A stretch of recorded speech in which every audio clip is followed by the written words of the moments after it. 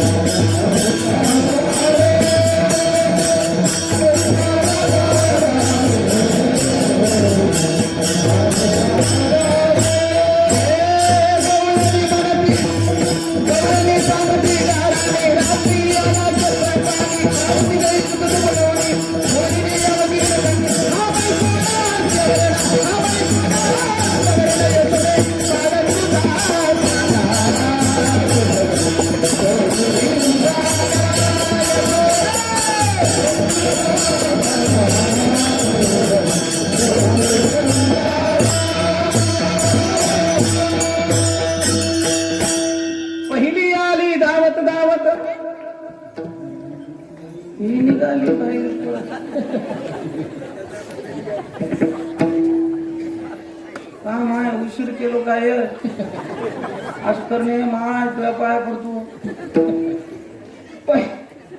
पहिली आली धावत याने बाय ताई केली मात, मुखासी मुख चुंबन देत, गळ्यामध्ये हात घालत धरू जाता सापडे ना यशोदे बाळ तुझा.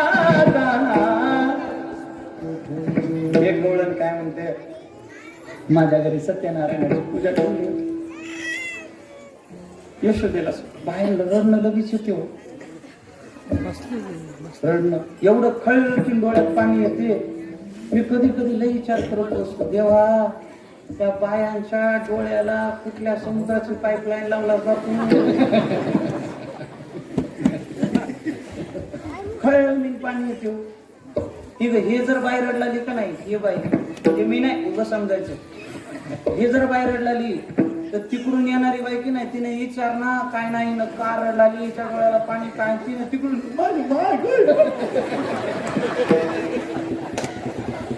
खणकीन येडे हळद. अगं विचार तर तिनं का रडलाली कारण तर विचारावं की नाही उगाच. लय कोमल अंतकरणाच्या राहत्या तो बाया लय कोमल अंतकरणाच्या रडायला एक नंबर. काय सांगावं माय भाव तिनं म्हणली यशोदे मजा यशोदा अशी कर. कधी कधी नवऱ्याला बी की नाही बायको रडलाली की लय ध्यान देऊन ऐकावं लागतं काय म्हणाली. कारण रडता रडता जी बोलते की नाही शेवटचे शब्द कळच ना तुम्हाला तर काहीच कळलं आता. बरोबर आहे की बरोबर आहे का हा असेल की अनुभव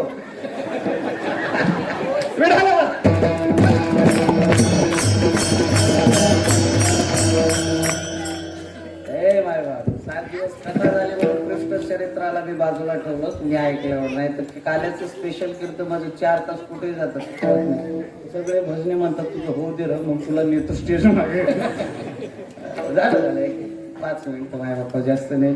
सांगायचं तात्पर्य तिने सांगितलं सत्यनारायणाची पूजा ठेवली होती आणि यशोदे काय सांगावं तुझं लेकरू आलं मी भांडे घासला होते बघ आणि सगळं झालं करदळीचे पानं बांधले होते चौरंगावर पीस टाकला होता फोटो मांडला होता कलश बी मांडला होता बामण बी आला होता चहा बी घोसला होता आणि आता पूजा सुरू करणारच होता माय आणि काय सांगावं तेवढ्यात ही आलं तुझं काटन मला म्हणतंय कसं काय भानगड आहे घर लय सजिलीस काय लग्न करायस का. तिनं म्हणली अरे काय तुझ्या जीबीला हाड का काय मी लग्न कसं करल माझे लेकर तुझ्यासोबत खेळाले आणि मी लग्न कसं करल. नाही लय रंगरंगोटी केलीस घराला म्हणून मला वाटलं की लग्न करावंच पाहिजे. काय भानगड आहे काय नाही बाप्पा आमच्या इथे सत्यनारायणाची पूजा सत्यनारायण हा शिरा केली असतील की मग दे शिरा. तिनं म्हणले नाही म्हणलं देनस देना का देनस सत्यनारायणाला पहिला नैवेदन मग बाकी जणांना वाटावं लागते प्रसाद. कन्हैयानं अशी कमरेवर हात ठेवला तुझा सत्यनारायण माझ्यापेक्षा मोठा आहे होई वा तुझा सत्यनारायण. कन्हैया म्हणले कुठं बसणार आहे म्हणले का उगो लांबून बघतो दर्शन घेतो तुझ्या सत्यनारायणात समोरच्या खोलीमध्ये. देव गेले जाता जाता 2 कुत्र्याचे पिल्ले असे मागे धरले कुत्र्याचे पिल्ले असे मागे धरले. तिनं चाली बापू काय करू नको बरं तुझा काही भरोसा नाही बघ काय नाही उगा लांबून बघतो लांबून आणि गेलो माय बापा त्या चौरंगावर सत्यनारायणाची कुत्र्याची पिल्ले ठेवली आणि बामण आलं ती कुत्र्याची पिल्ले बामण बामण म्हणले हे काय.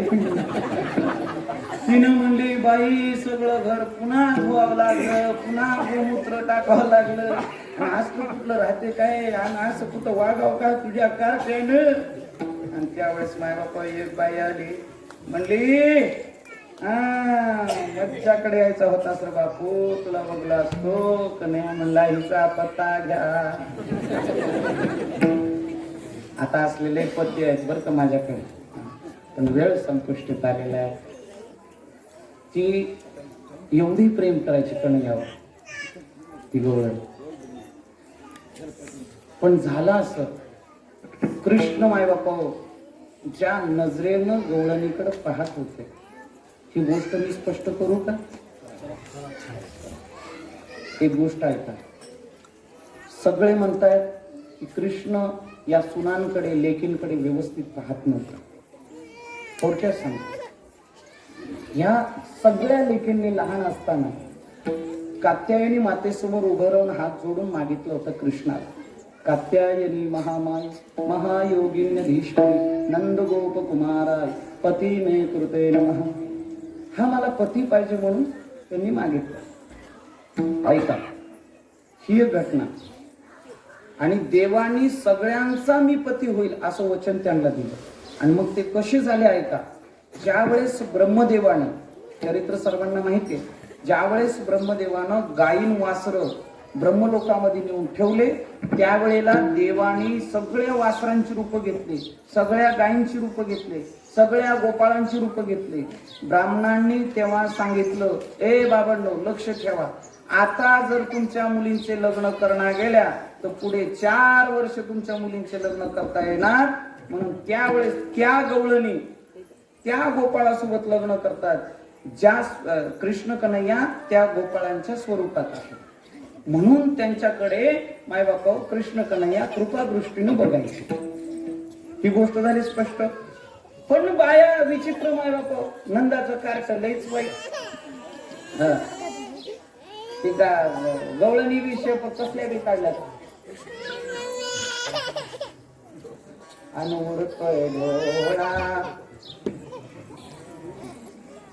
रोमण्यानं हाणायला पाहिजे.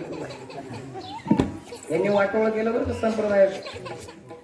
हे जे काय आपलं काढलं नाही छगननी वाटोळ केलं संप्रदाय. कसल्या गाण्याला गाऊन ज्याच्यातनं अश्लीलता प्रगट नकोय माय बाप्पा. ते विचार वारले, आता त्याच्याबद्दल जास्त वाईट बोलू नये आपण. असतो विषय दुसरीकडे सांगायचं तात्पर्य. ज्या वेळेला माय बाप्पा सगळ्या गवळणी गाराने घेऊन आल्या, जातो आम्ही गोकुळ सोडून,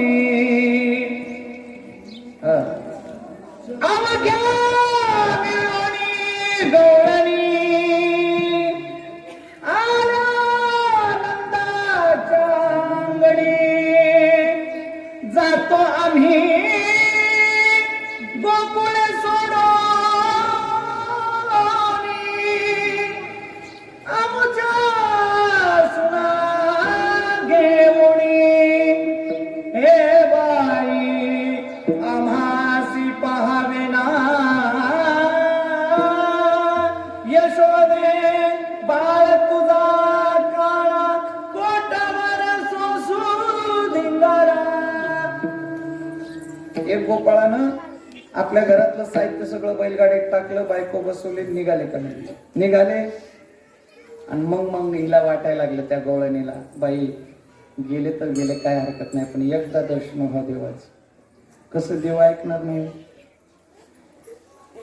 देव तिथे आले आणि देव आल्यानंतर मायबापावर लक्ष द्या.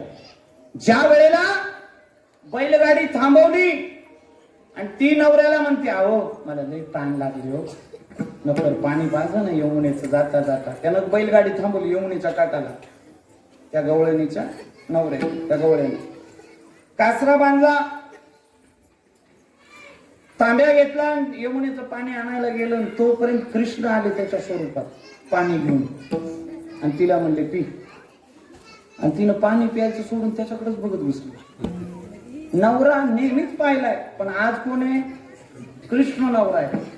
म्हणून माय बापा नेहमी नवऱ्याला नेहमीच बघावं, पण कधीतरी त्याला सुद्धा परमेश्वरासारखं आणि पती परमेश्वरासारखं पाहावं, देवाला सुद्धा. आणि तिनं पाहिलं, जी दंग झाली, पाणी पिलं. ती नकली कन्हैया बसले गाडीत, कासरा सोडला आणि निघाली बैलगाडी. ती असली आलं ना तिकडून, ती म्हणलं माय बैलगाडी कोण नेऊ लागली. त्यानं कासरा धरला, सुंदर बाईला, ए कोण आहे तू? मग देवाने असं वांडर तू हा. त्यानं मला माझ्यासारखं दिसतो. आणि हे कसं झालं? त्यानं म्हणला, बैलगाडी माझी, बैल माझे, बायको माझी, हे सामान सगळं माझं. दोघांचे भांडण लागले, लागू द्या. तिसरं तसं झालं. आता दिवस तिघांचे भांडण, चौथं आलं, चौघाचे भांडण, पाचवं आलं. असे 10 नकली आणि एक असली. 11 जणांचे भांडण कुठं जातील शेवटी? कोणाच्या वाड्यात? नंदाच्या वाड्यात. नंद बाबा उभे होते. काय झालं रे? आणि हे 11 जण सेम टू सेम उभे राहिले. आणि नंद बाबा म्हणजे माय जुळे ठीक आहे, तिळे ठीक आहे, 11. आणि मग नंद बाबा म्हणले, काय भानगड आहे? काय नाही, आमचे भांडण लागलेत. आमच्यामध्ये कोणतरी एक असली आहे, 10 नकली आहेत. सगळे 11 जण एकच बोलले. तुम्ही सांगा आमच्यातला असली कोण आहे, नकली कोण आहे? नंद बाबा म्हणले, हे आपल्या पुत्राचं सुपुत्राचं काम आहे म्हणले. यशोदेला, यशोदे कन्हैया कुठे? तिनं म्हणली, सकाळ पासून बिया पडताय. हा होय होय म्हणले सापडलं. आणि मग नंद बाबांनी शकल लढवली आणि नंद बाबा म्हणतात की या 10 फुटाच्या भिंतीवरनं जो पलीकडे उडी मारेल, 10 फुटाच्या भिंतीवरनं पलीकडे जो उडी मारेल त्याची बायको, त्याची गाडी, त्याचे बैल, त्याचं साहित्य. ठरलं की 10 जण म्हणाले की मी उडी मारतो, मी उडी मारतो, मी उडी. 10 जण नकली, पण ती असली नुसतंच भिंतीकडे बघायला. आणि त्यानं विचार केलं आपण उडी मारायला जाऊन जर पडलो, पाय बी मोडला, हे बाई मला सांभाळणार, कशी भीतीनं निघून जाते. 10 जण दणादण उड्या मारून गेले. नंद बाबा म्हणले तुला उडी मारायची नाही का? त्यानं म्हणला जळून जाऊ दे ती बैलगाडी ती बाई. निघालो म्हणलं. नंद बाबा म्हणले अरे येड्या तुझीच बायको आहे, घेऊन जा. मतीत आहे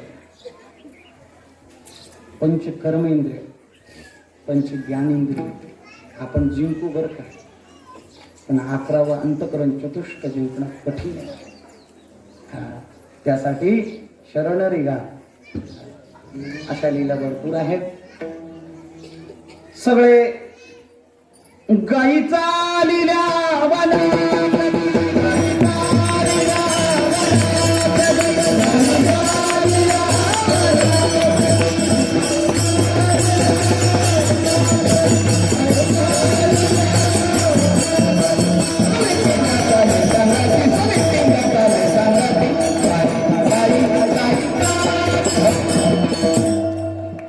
कितीकडचा मार्ग.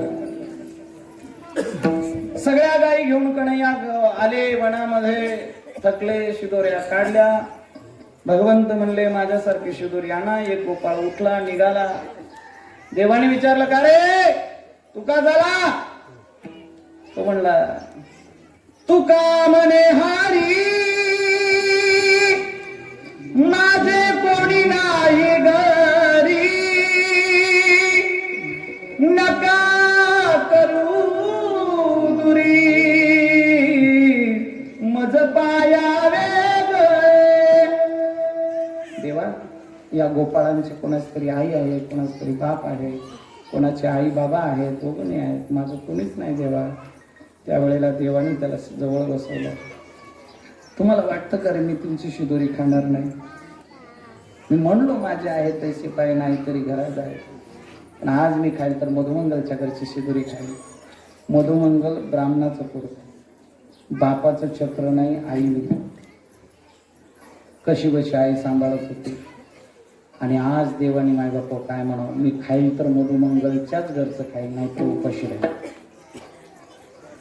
ज्यावेळेस माय बापा मधुमंगलने ऐकलं, मधुमंगल उठला आणि जे पळत सुटला घरी, त्याचा डबा नव्हता माय बापा.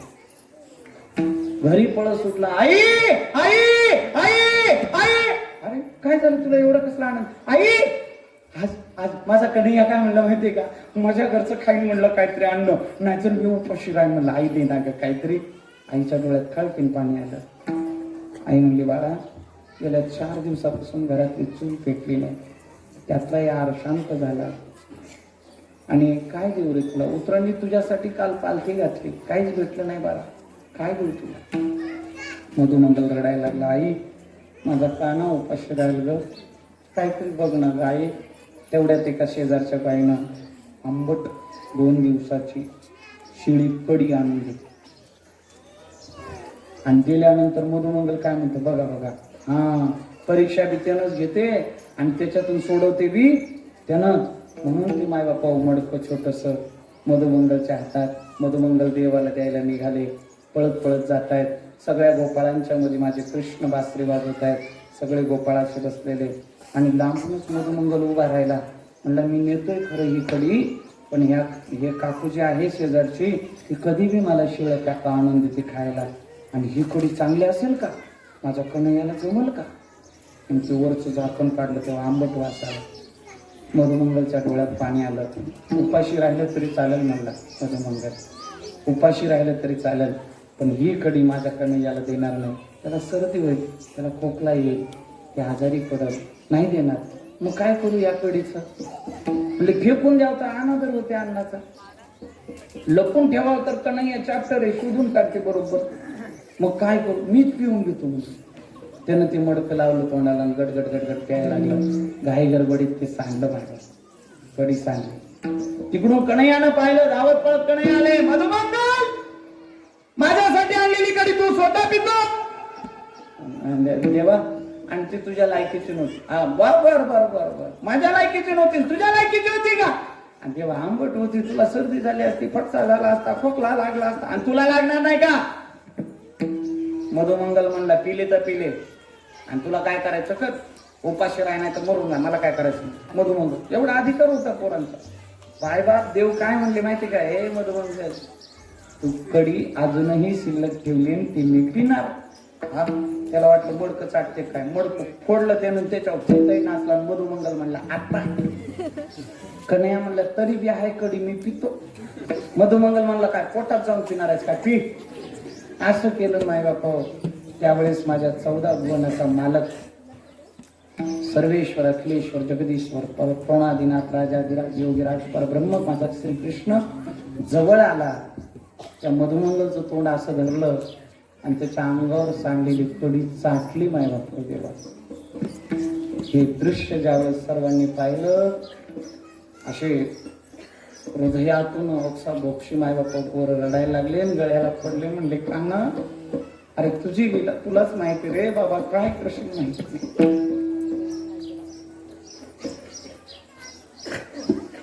मुख शुद्धी तुळशीधर, तुका म्हणे मी दुर्बळ.